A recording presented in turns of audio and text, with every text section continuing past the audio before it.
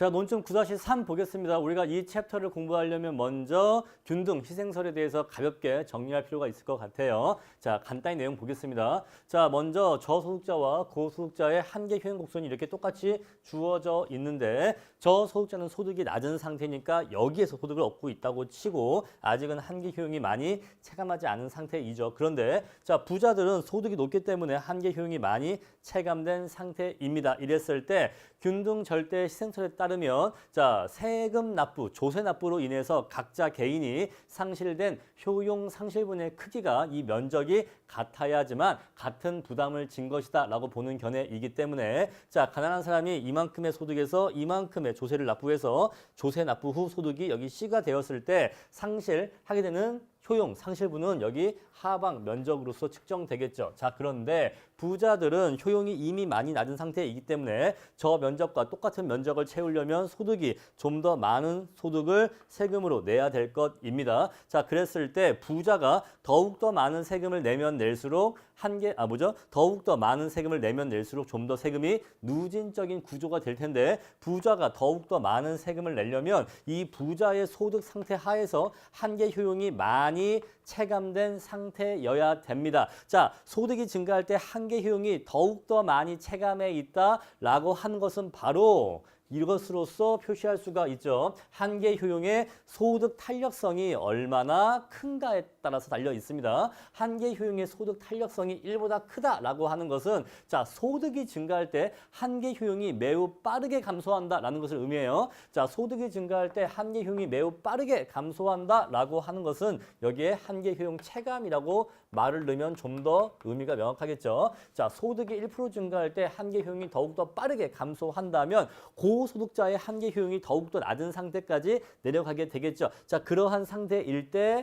때일수록 더욱더 많은 소득을 조세로 납부해야지만 될 겁니다. 자, 이러한 조세 구조라면 누진세가 된다라는 뜻이에요. 개념 이해하시겠죠? 한계 효용 체감의 소득 탄력성이 1보다 크다, 탄력적이다라고 하는 것은 소득이 증가할 때 M유 곡선, 한계 효용 곡선이 빠르게 감소한다, 빠르게 낮게 내려간다라는 것을 의미합니다. 자, 그랬을 때 누진세가 된다. 자, 1이면은요, 그때는 비례세가 됩니다. 요거 그냥 암기하세요. 자, 1보다 작으면요, 역진세가 됩니다. 요건 그냥 암기하시면 돼요. 한계 효용의 소득 탄력성의 크기에 따라서 1보다 크냐, 같냐, 작냐에 따라서 누진, 비례, 역진세가 결정된다는 거. 자, 한계 효용의 소득 탄력성이 0이라고 하는 것은 M유 곡선이 수평선이라는 것을 합니다. 자, M유 곡선이 수평선일 때에는 부자가 여기에서 이만큼 세금을 내나 가난한 사람이 여기에서 이만큼 세금을 내나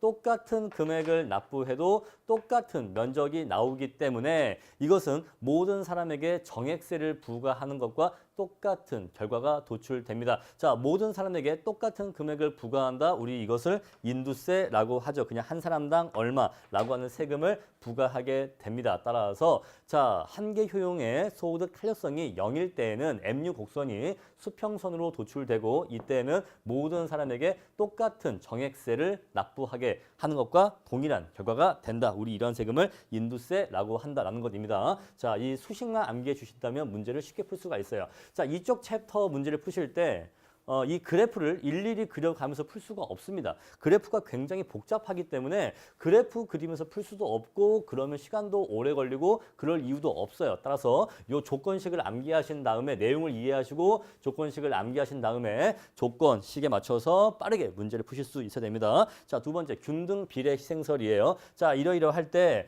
자, 저소득자가 조세 납부로 인해서 상실한 효용 상실분의 크기가 자신의 전체 효용에서 차지하는 비율이 양자가 동일해야 된다라는 것이죠. 저소득자의 비율과 고소득자가 누리고 있던 전체 효용에서 조세 납부로 인해서 상실된 효용의 상실분이 차지하는 비율이 같으면 된다라는 것입니다. 자, 이렇게 균등 비례 희생설에 따르면 어떠한 경우에 누진세가 되냐면 한계 효용의 소득 탄력성이 1보다 같거나 크면 1 이상이면 여기 밑에 equal이 들어간다는 거 유의해 주세요. 자, 한계 효용의 소득 탄력성이 1 이상이면 당연히 균등 절대 희생설이나 균등 비례 희생설이나 어떤 것에 의한다고 해도 누진세인데 다만 특징이 있죠. 균등 비례 희생설에서는 여기 1 밑에 equal도 포함된다는 것 이해하시겠죠? 다만 1이 아닌 경우에는 1보다 작은 경우에는 알 수가 없습니다. 자, 아까랑 달리 1보다 작은 경우에는 알 수가 없어요. 이것이 조금 헷갈리겠죠? 방금 봤었던 균등 절대 희생설과 하지만 구분해서 잘 기억해 주세요. 자, 한계 효용 곡선이 우하향하면서 직선인 경우에는 자, MU 곡선이 이런 식으로 우하향하면서 직선인 경우에는 반드시 누진세가 된다는 거 기억해 주시면 되겠습니다. 아시겠죠? 자, 아까랑 유사한 공식이고 우하향 직선일 때는 무조건 누진세가 된다라는 내용입니다. 자, 마지막으로 균등 한계 희생설이에요. 자, 마지막 조세 1원을 납부했었을 때 이 사람의 한계 효용이 같아야 된다는 거죠. 저소득자가 마지막 1원의 조세를 납부했었을 때 느끼는 한계 효용 크기와 부자가 마지막 1원을 납부했었을 때 느끼는 한계 효용의 크기가 같아야 되니까 자, 일정 소득 이상에 대해서는 전부 다 조세로 징수해버리는 극단적인 누진세를 전제하고 있다라는 것입니다. 자, 균등 한계 희생설은 극단적인 누진세예요. 자, 이것을 그림으로써 이렇게 설명할 수가 있죠. 자, 부자가 소득이 100, 빈자가 소득이 60입니다. 자, 그랬을 때 빈자가 만약에 세금을 이만큼을 내서 남은 소득이 이만큼이라면 부자는 무조건 이 빈자의 세후 소득에 맞춰야 되니까 일정 소득 이상은 다 100%로 세금을 징수해 버리는 거죠. 빈자의 세후 소득 이상분에 대해서는 전부 다 100%로 누진세를 부과해서 세금으로 다 걷어가 버리는 방법입니다. 극단적 누진 과세라는 거 기억하시고 또 이 방식의 장점이 하나 있어요. 아주 살벌한 방법이지만 어떤 장점이 있습니까? 사회 후생의 손실을 최소화합니다. 조세 징수, 조세 납부로 인한 사회 후생 상실을 최소로 해요. 왜냐하면 이러한 경우에 만약에 얘가 5고 얘가 3이다라고 하는 경우에는 A한테 조세 1원 거두면 A는 효용을 5를 상실하고요. B는 3을 상실합니다. 자, 이 경우에는 A한테서 세금을 1원 덜 걷고 B한테서 세금 1원을 더 거두면 자, 조세 수입은 일정하게 유지되면서 사회 전체적으로 효용 상실을 이만큼 아낄 수가 있거든요. 이만큼 더 감소하는 걸 방지할 수 있거든요. 따라서 이런 경우나 이런 경우일 때는 사회후생을 더 늘릴 수가 있어요. 따라서 이 경우가 돼버리면 더 이상 사회후생을 늘릴 수 없는 파레토 최적 상태가 됩니다. 자, 이렇게 조세를 부과할 때 사회 전체적으로 효용 상실이 극소화된다는 거 기억해 주시고요. 다음에 마지막으로 MU 곡선이 수평선일 때 먼저 균등 절대 희생설에 의해 볼게요. 균등 절대 희생설에 의하면 자, 가난한 사람은 소득이 100, 부자는 소득이 200입니다. 이랬을 때 자, 절대값이 똑같도록 면적이 똑같도록 세금을 부과하면 여기 30 부과했었을 때 요 면적과 이렇게 30 부과할 때 면적이 똑같게 나오게 되겠죠. 자, 그래서 30 똑같이 부과하기 때문에 소득은 100, 200인데 세액은 30 똑같기 때문에 이것은 역진적인 조세가 됩니다. 자, 이것에 의하면 역진적인 조세가 된다는 거 기억해 주시고요. 자, 두 번째 균등 비례 희생설에 따르면 자, 전체 소득이 100이었는데 그중에 30에 세금을 납부했습니다. 그럼 효용을요 30% 상실했겠죠. 전체 소득이 200인데 똑같이 30%의 효용을 상실하려면 60만큼의 조세를 내야겠죠. 그래야지만 30%의 효용을 상실할 테니까요. 자, 따라서 자, 소득이 100일 때 세금 30을 내고 소득이 200일 때 세금 60을 내니까 세율이 똑같이 30%로 동일합니다. 이때는요 비례세가 된다는 것을 아실 수가 있겠죠. 비례세. 자, 세 번째 마지막 균등 한계 희생설에 따르면은 마지막 조세 1원을 납부할 때 한계 효용이 똑같아야 되니까 얼마를 납부하든 항상 한계 효용이 똑같기 때문에 이때는 알 수가 없어. 이때는 불분명하다라는 것을 정리하시면 되겠습니다. 자, 그럼 이제 이 내용을 거의 이제 암기한 다음에 문제를 푸시는 게 제일 빠르다 이 얘기죠. 한번 문제 풀어볼게요.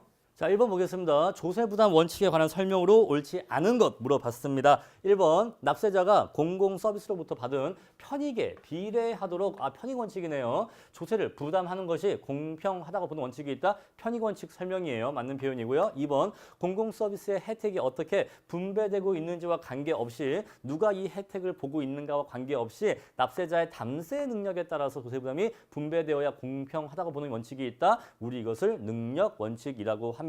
자, 1번, 2번 모두 다 맞는 표현입니다. 자, 3번 볼게요. 피구세는 능력 원칙에 부합하는 조세이다. 요거 틀린 표현이죠. 피구세는 효율성 측면에서 교정과세이기 때문에 능력 원칙과는 전혀 관계가 없어요. 자, 이것에 대해서 조금 내용 정리하고 가면 자, 조세라고 하는 것은 기본적으로 효율성 측면의 조세가 있고 공평성 측면의 조세가 있습니다. 자, 공평성 안에 뭐가 있는 거죠? 공평성 안에 편익 원칙이 있고 능력 원칙이 있는 거예요.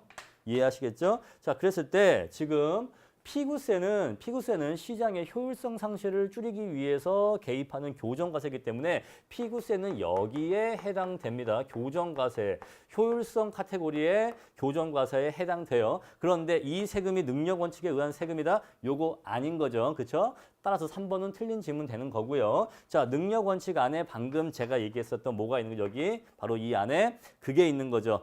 균등 시생설이 바로 여기 능력 원칙 하에서의 조세 부담 원칙인 겁니다. 자, 편익 원칙에 따라서 조세를 부과하는 것이 바로 아까 봤었던 빅셀과 린달의 자발적 교환론, 자발적 교환 이론 등이 여기에 해당되게 되는 겁니다. 아시겠죠? 자, 어떤 사람이 좋아하면 좋아하는 만큼 세금을 내게 하는 거죠. 오케이, 이렇게 카테고리 정리하시면 됩니다. 자, 밀은 공평과세 원칙으로서 동등시생 원칙 제시했다. 맞고요. 수평적 공평성과 수직적 공평성은 편익 원칙보다는 능력 원칙과 관련이 있는데 맞아요. 수직적 공평성은 여기 능력 원칙과 관련되어 있습니다. 오케이. 자, 이렇게 주소 파악하시고요. 자, 2번 보겠습니다. 공평한 조세 부담의 원칙에 관한 설명은 옳지 않은 것 물어봤습니다. 자, 빅셀의 자발적 교환 이론은 편익 원칙에 근거를 두고 있다. 방금 드린 말씀이고요. 자, 밀의 동등시생 원칙은 편익이 조세 부담의 기초가 되어야 한다는 것이다. 아니에요.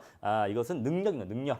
동등희생설은 능력주의에 따른 조세 부담설을 얘기하고 있는 거예요. 2번 틀렸네요. 그죠? 다음에 3번. 수익자 부담에 의한 공공서비스 요금 결정은 무슨 얘기예요? 자, 수익을 얻는 사람이 그 조세를 부담해라 라는 원칙은 편익 원칙에 근거 두고 있다. 맞습니다. 그래서 우리가 수도나 전기, 가스는 많이 쓰는 사람, 편익을 많이 얻은 사람이 세금을 더 많이 내죠. 자, 4번. 공평한 과세를 위해서는 수직적, 수평적 공평성이 동시에 추구되어야 된다. 너무나 올바른 소리죠. 5번. 개인이 과세 단위가 되는 경우 어떤 두 사람이 결혼을 함으로써 세액 부담이 높아지는 것은 수평적 공평성에 위배된다. 맞습니다. 이것을 우리가 결혼 벌금이 있다라고 하는 것이죠. 자, 어떤 남녀가 결혼하는데 연봉이 3천씩이에요. 연봉 3천. 자, 이랬을 때 각자 개인이 내던 세금과 둘이 결혼을 해서 가정을 이루겠죠. 그랬을 때 연봉 6천에 대해서 합계 연봉 6천에 대해서 세금을 부과할 때 누진세 때문에 이것의 세부담이 더 증가한다면 실질적으로 동일한 능력인데 세부담이 증가하니까 결혼 벌금이 발생하고 수평적 공평성을 위배하겠죠. 자, 이렇게 해서 5번도 맞는 표현이다. 자, 3번 보겠습니다. 공평과세를 달성하기 위한 조세 부과 방식에 관한 설명으로 옳지 않은 것 물어봤습니다.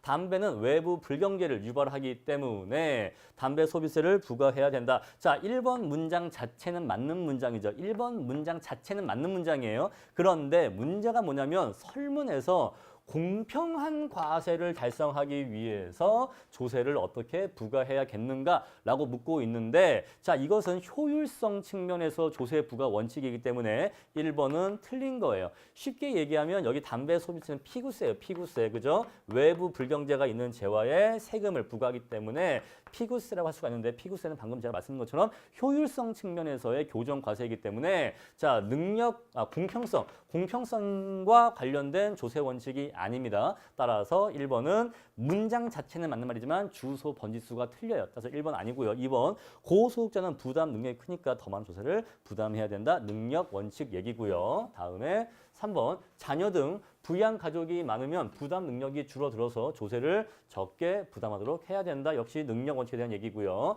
자, 자동차 소유자는 편익에 따라서 주행거리에 비례해서 세금을 부담해라. 편익 원칙에 대한 얘기입니다. 맞는 얘기죠? 편익 원칙과 능력 원칙은 모두 공평성 카테고리 내에 있으니까요. 지역의 공공 서비스 편익을 많이 받는 사람이 세금을 더 많이 부담해라. 편익 원칙 얘기입니다. 자, 4번 공평한 조세 부담 원칙에 관한 설명으로 옳지 않은 것 물어봤습니다. 자, 1번 납세자들의 무임승차 성향은 편익 원칙의 실현을 어렵게 하는 원인이 될 수 있다. 맞는 말이죠. 왜냐하면 자 편익 원칙은 네가 좋아하는 만큼 세금을 내라고 하는 것인데 무임승차 하려고 하기 때문에 실제로 이용만 하고 세금을 내려 하지 않겠죠. 또는 진정한 선호를 시연하지 않겠죠. 따라서 1번은 맞는 표현이 되겠습니다. 만약에 여러분들이 식당에 가셨는데 식당 주인이 좋아하는 만큼 드시고 원하는 만큼 드시고 음식값은 얼마나 이 음식에 만족하신 만큼 내세요라고 한다면 아마 여러분들은 안 그러겠지만 대부분의 사람들은 음식만 먹고 돈을 거의 내지 않거나 아니면 아주 조금만 내고 나갈 것이기 때문에 그럼 그 식당은 결국 적자 때문에 망하게 되겠죠.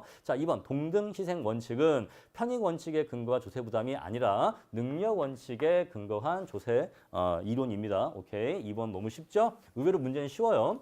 자, 3번 편익 원칙은 능력 원칙에 비해 조세 부담에 있어서 납세자의 자발적 협조를 유도하기가 용이하다. 그렇죠. 3번은 야 네가 쓴 만큼 내라고 하는 것이기 때문에 납세자의 협조를 구하기가 쉽습니다. 자, 능력 원칙에 따르면 똑같은 능력을 가진 사람이 동일한 금액의 조세를 부담시켜야 된다. 이거 뭐죠? 수평적 공평성 얘기예요. 맞는 얘기고 5번 서로 다른 능력을 가진 사람은 서로 다른 조세를 부담해야 된다. 이거 5번은요. 수직적 공평성에 대한 얘기고 이것을 조금 다르게 얘기하면 더 큰 능력을 갖고 있는 사람이 더 많은 조세를 부담해야 된다라고 하는 누진세 부과의 정당성을 제공하는 이론적 근거가 됩니다. 4번은 수평적 공평성, 5번은 수직적 공평성. 수직적 공평성은 누진세의 이론적 근거가 된다라는 거 기억해 주세요.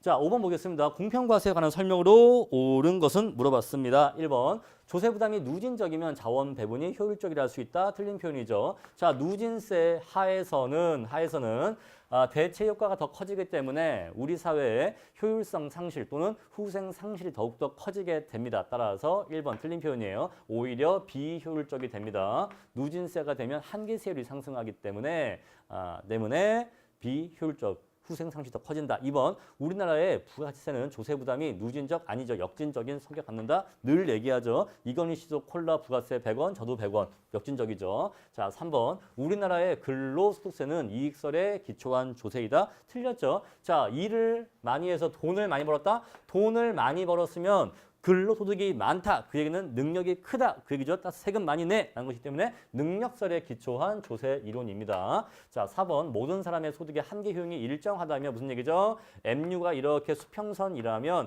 비례세가 비례균등희생 원칙에 부합된다. 아까 했던 얘기죠. 그렇죠. 오케이. 소득이 100원일 때 30%, 그럼 얼마죠? 30원. 소득이 200원일 때는요, 똑같이 30%, 60원 부과하면 똑같이 30%씩 효용이 상실되겠죠. 오케이. 아까 한 얘기고. 자, 한계 희생 균등 원칙은 과세로 인해 희생된 효용의 비율이 모든 사람에게 동일해야 함을 의미한다. 자, 이것은 효용의 비율이 동일해야 된다고 보는 것은 균등 비례 희생설이고 한계 희생 균등설은 마지막 조세 1원을 납부했었을 때 한계 효용이 똑같아져야 된다라는 얘기이기 때문에 핀트가 어긋난 얘기입니다. 자, 6번 조세 근거 학설 중 이익설의 단점으로 옳지 않은 것은 뭐냐? 즉 다른 말로 편익 원칙의 단점이 옳지 않은 게 뭐냐라는 것인데 조세 부과의 강제성을 설명하지 못한다. 자, 조세 부과를 편익 원칙에 따르면 어떤 공공 서비스를 많이 이용하는 사람이 요금을 많이 내는 것인데 내가 이용하지도 않는 공공재에 대한 세금인데 내가 다만 능력이 많다는 이유로 나라에서 나한테 강제로 세금을 내라고 해요. 이거 열받아요? 안 열받아요? 열받을 수 있죠. 그래서 조세부과의 강제성을 잘 설명하지를 못해요. 자, 편익 원칙에 근거한 조세는 어떤 사람이 네가 이 공공재를 사용하는 거에 대해서 세금을 내라고 하는 건 잘 받아들입니다. 그런데 내가 사용하지도 않는 공공재에 대한 세금을 다만 내가 능력이 많다는 이유로 나보고 내라고 하면 내기 싫다는 거죠. 바로 그것이 강제적인 조세 징수가 어려워진다는 걸 얘기합니다. 그렇게 이해하시면 되겠어요. 이해하시겠죠? 자, 그런데 능력 원칙은 애초에 처음부터 야, 너 부자지? 너 세금 많이 내 라고 그냥 강제로 뺏는 것이기 때문에 애초에 강제성을 설명할 수가 있는 거죠. 왜 그러죠? 너는 능력이 많으니까 많이 내야지 라고 강제성을 당연하게 여기잖아요. 이해하시겠죠? 양재 차이. 자, 2번 공공재 공급과 조세 부담을 연계하기 어려워. 요거 틀린 표현이죠. 연계하기가 쉬운 거예요. 효율적으로 공공재를 공급하기 힘들다. 자, 요 2번은 능력 원칙의 단점이고 2번은 이익설, 편익 원칙의 장점입니다. 따라서 2번은 틀린 표현이에요. 자, 불황 등 경제 불안정 극복을 위해 필요한 정부 지출의 재원을 조달하기가 쉽지 않다. 요 얘기는 여기 1번과 같은 얘기입니다. 내가 쓰지도 않은 세금을 내가 왜 내야 돼?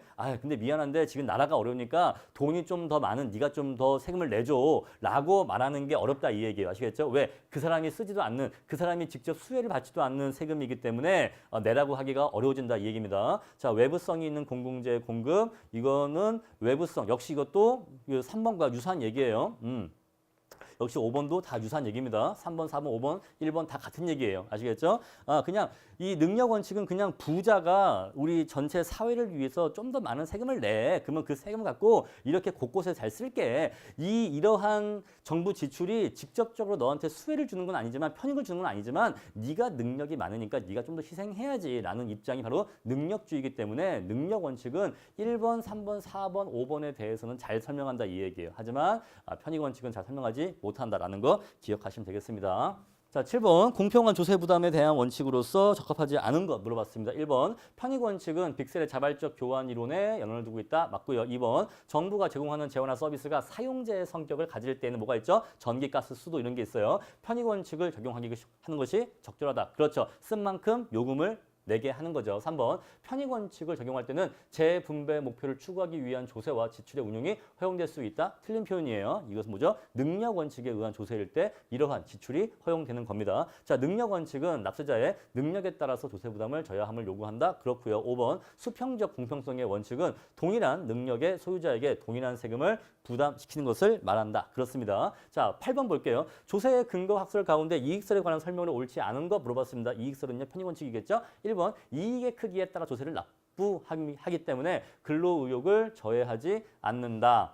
그렇습니다. 오케이. 기본적으로 내가 사용한 거에 대해서 내가 혜택을 입은 거에 대해서 세금을 내기 때문에 근로의욕과 관계가 없어요. 그런데 반대로 능력주의에 따라서 조세를 부과하면 어떤 사람이 열심히 공부를 해서 고소득 연봉자가 됐습니다. 또 일도 열심히 해요. 그래서 연봉이 많아. 하지만 너 소득이 많네, 너 능력이 많네, 너 세금 많이 내, 세금 많이 냈어기 좀 게으르고 일 열심히 안 하고 하지만 어려운 사람들이니까 도와주자라고 하면 열받는다 이 얘기예요. 따라서 능력 원칙에 따라서 세금을 부과하면 열심히 일한 사람의 근로의욕을 저해하기 쉽다라는 것도 기억해 주시면 되겠습니다. 다음에 2번 외부성이 있는 공공재의 공급 재원 조달은 어렵다. 맞는 말입니다. 맞는 말이에요. 3번 공공서비스로부터의 편익에 비례해 부담하기 때문에 무임승차 문제가 발생할 수 없다. 무임승차 문제는 항상 발생할 수가 있죠. 그렇죠? 오케이. 그리고 편익 원칙은 아까 얘기했던 식당 그 사례입니다. 네가 음식 마음껏 먹고 이 음식 맛있는 만큼 돈을 내라고 하면 대부분 돈을 안 낼 것이기 때문에 무임승차 문제가 발생할 수 있어요. 자, 빅셀이 제시한 자발적 교환 이론 맞고요. 소득 재분배를 위한 정부 지출의 재원을 조달하기가 어렵습니다. 오케이. 그래서 3번이 틀렸고 나머지는 다 맞는 말이에요. 아시겠죠?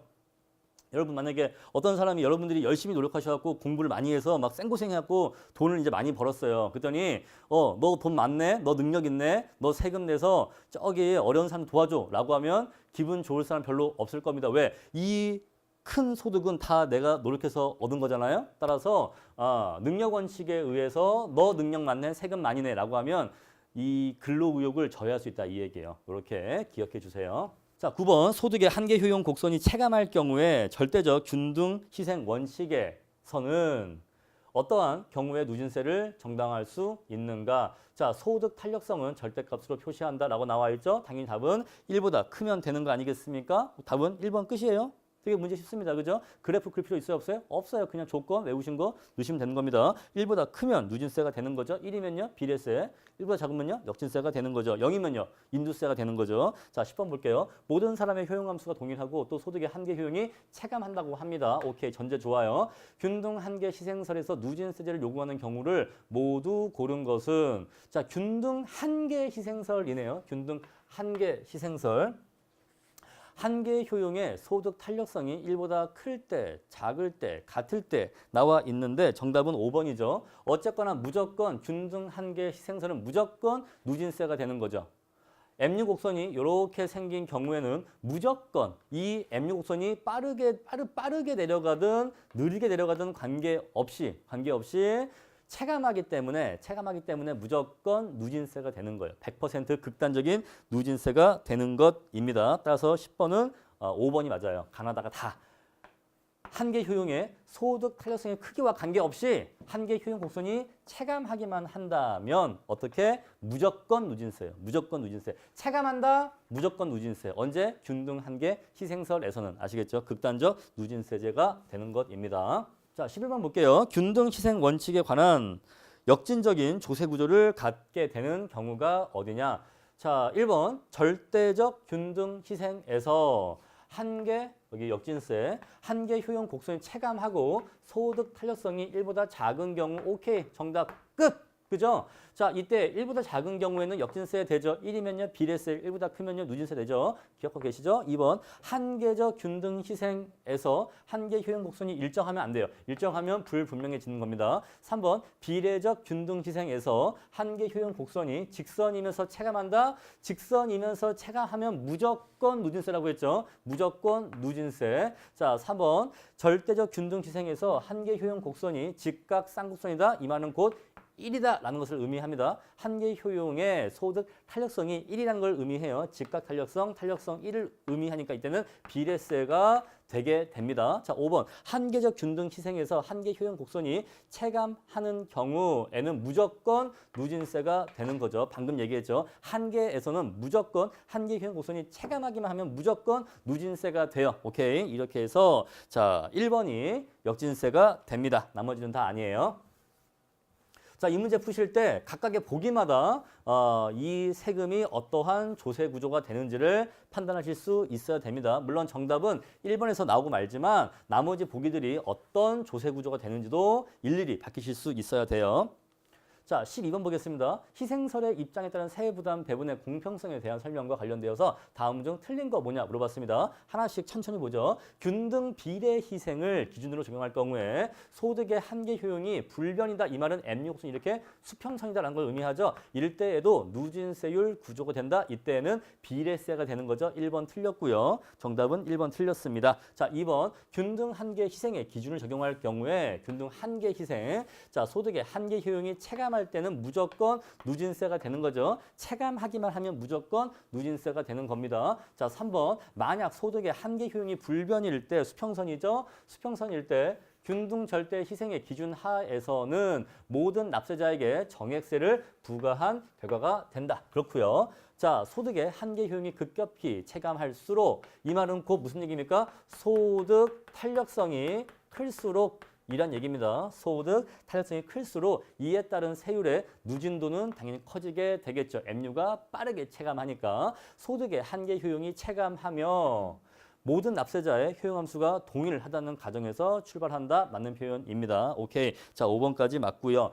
여러분 지금까지 풀어보니까 어때요? 의외로 생각보다 문제가 어렵지 않습니다. 물론 기본 강의 내용이 충분히 숙지가 되어 있다는 전제가 필요하지만 의외로 기본서에서 기본 강의 공부할 때는 여러 가지 그래프가 나오고 복잡하게 보이지만 결국 그 원리를 이해한다면 여러분 그 그래프는 그냥 그 원리를 이해하기 위한 수단일 뿐이에요. 그 그래프가 나오는 건 아닙니다. 따라서 자 그래프를 통해서 원리를 이해한 다음에 마지막에 공식을 외우니까 정작 문제는 쉽게 풀리는 겁니다. 다음에 13번 볼게요. 모든 사람의 소득의 한계 효용 곡선이 우하향하고 동일하다는 가정하에 균등 희생 원칙을 설명한 것으로 옳지 않은 것 물어봤습니다. 자, 균등 절대 희생에 따르면 한계 효용의 소득 탄력성이 1보다 클 때 누진세 된다. 오케이. 너무 쉽죠. 이제 2번 균등 절대 희생에 따르면 조세로 인한 사회 전체의 희생이 극소된다. 틀렸죠. 어디에서? 한계 희생에서 극소화되죠. 가장 효율적인 방법이니까요. 자, 3번 볼게요. 균등 비례 희생에 따르면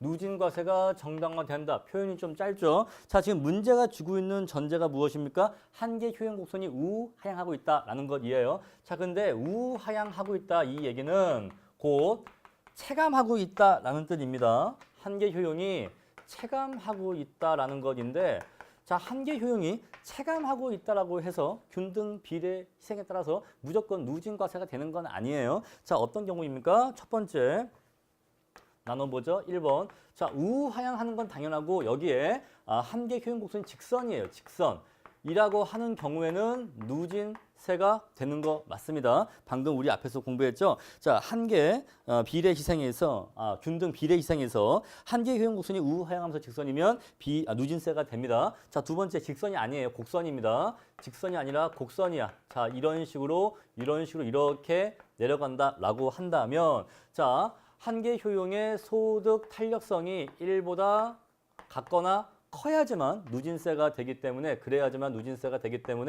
자, 3번은 반드시 누진세다라고 말할 수는 없어요. 3번은 좀 불완전한 문장이에요. 3번은 완벽하게 맞다라고 말할 수가 없는 문장입니다. 자, 우하향하는데 한계 효용 곡선의 모습이 직선인지 또는 자, 곡선이라 했었을 때 한계 효용의 소득 탄력성의 크기가 얼마인지에 따라서 누진세일 수도 있고 아닐 수도 있기 때문에 3번은 반드시 맞는 문장은 아닌데, 자, 옛날 문제죠. 이게 아무래도 조금 옛날 문제일수록 표현이 조금 불충분하거나 불완전한 경우가 많습니다. 옛날 문제니까 3번을 그냥 조금 문제가 있다. 세모 정도로 넘어가시면 되겠어요. 그런데 늘 말씀드립니다만 확실하게 틀린 게 2번이죠. 2번이 확실하게 틀렸으니까 굳이 3번이 맞나 틀리나를 굳이 따질 필요가 없게 되기는 합니다. 자, 최근 문제로 올수록 이러한 논쟁이 좀 적어져요. 이러한 오류가 적어지는데 뭐 2009년, 2008년 이렇게 옛날 문제일수록 표현이 조금 거칠고 충분치 않은 경우가 있습니다. 3번은 세모다. 그럴 수도 있고 조건에 따라서 그럴 수도 있고 아닐 수도 있다는 거. 4번 균등 한계 희생에 따르면 모든 사람의 세후 순소득이 같아지는 극단적인 누진세가 된다. 그래요. 자, 단 소득 증가에 따라 소득의 한계 효용이 체감하지 않고 일정한 경우에는 균등 비례 희생에 따르면 비례세가 정당화된다. 아까 한 얘기죠. 오늘 한 3번, 4번 반복한 것 같아요. 자, 14번 보겠습니다. 조세 부담 구조와 관련된 설명 중 옳은 것 물어봤습니다. 1번, 과세 기간 동안의 개인별 소비액을 기준으로 과세하는 개인 소비세의 경우에는 그 부담이 역진적이 된다. 요거 틀린 표현이죠. 자, 어떤 사람의 소비액이 많은 사람에게는 세금을 많이 부과하고 소비액이 적은 사람에게는 세금을 적게 부과하기 때문에 반드시 역진적이라고 말할 수가 없어요. 오히려 개인별로 소비액이 많아짐에 따라 누진세율을 적용하면 누진적으로 과세할 수가 있습니다. 자, 2번 편의 원칙에 따른 과세를 채택할 경우에 그 세율 구조는 누진적이 된다. 반드시 그렇다라고 말할 수가 없습니다. 오케이. 자, 2번. 까지 했고요. 3번, 두 사람이 동일한 우하향하는 소득의 한계 효용 곡선을 가진다고 가정할 때 비례적 균등 희생 원칙에 따를 경우에는 비례세가 나타나게 된다. 자, 동일하게 우하향한다고 했었을 때 비례세가 나타나게 된다고 말할 수는 없죠. 반드시 그렇지는 않죠. 3번이 틀린 표현이 되겠습니다. 4번 볼게요. 두 사람이 동일한 우하향하는 소득의 한계 효용 곡선을 가진다고 가정할 때 한계적 균등 희생 원칙에 따를 때 누진세가 된다. 동일한 한계 효용 곡선, 한계적 균등, 당연히 누진세죠. 4번 너무 쉽네요. 그죠? 정작 정답은 이렇게 쉽다니까요. 5번, 부담 능력에 따른 과세를 채택할 경우에 능력 원칙이죠. 자, 소득이 유일한 부담 능력의 척도가 되는 것은 아니죠. 소득 외에도 소비, 자산 등등이 있죠. 자, 우리 여기 3번에서 자, 동일한 우하향하는 소득의 한계 효용 곡선이 있었을 때 우하향하는데 역시 또 이것이 직선인지 곡선인지 몰라. 그렇죠? 자, 직선인지 곡선인지 모르겠는데 먼저 직선이다 라고 하는 경우에는 반드시 뭐가 된다? 누진세가 된다라고 했고요. 비례적 균등희생 원칙에 따르면 자, 두 번째 곡선이다라고 한다면 이랬을 때 자, 한계 효용의 소득 탄력성이 1보다 같거나 큰 경우에는 누진세가 되지만 자, 1보다 작은 경우에는 불분명하다고 했습니다. 불분명하다고 했기 때문에 여기에 해당됐었을 때 비례세일 수도 있겠지만은 반드시 그런 건 아니기 때문에 단정할 수가 없어요. 그래서 3번이 틀린 표현이 됩니다. 자, 4번이 맞는 표현이니까 정답은 4번이 되겠네요. 자, 이렇게 해서 9장까지 문제 해결했습니다.